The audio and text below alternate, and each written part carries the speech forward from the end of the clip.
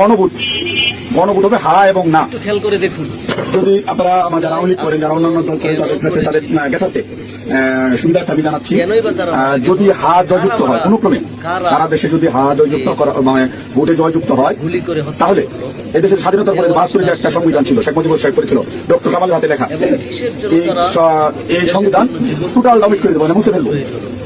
স্বাধীনতার যে 71 সালে যে যুদ্ধ হয়েছিল, এই যুদ্ধটা 71 সালের কোন ঘটনায় বাংলাদেশ আর থাকবে না।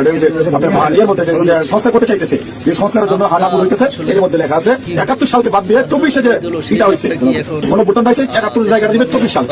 যদি হা জয়যুক্ত হয়, তাহলে আওয়ামী লীগ কিন্তু একটু এখন মানে কি জানি প্রজ্ঞাপনের মাধ্যমে আপনার স্থগিত হয়েছে, আওয়ামী লীগ অংশগ্রহণ করতে পারবে না। যদি হা জয়যুক্ত হয়, তাহলে আওয়ামী লীগ একবারে আর কোনো মিটিং টিটিং হবে না, মিটিং টিটিং সংসদে কোথাও উঠবে না। ওই হার মধ্যে লেখা আছে আওয়ামী লীগ নিষিদ্ধ।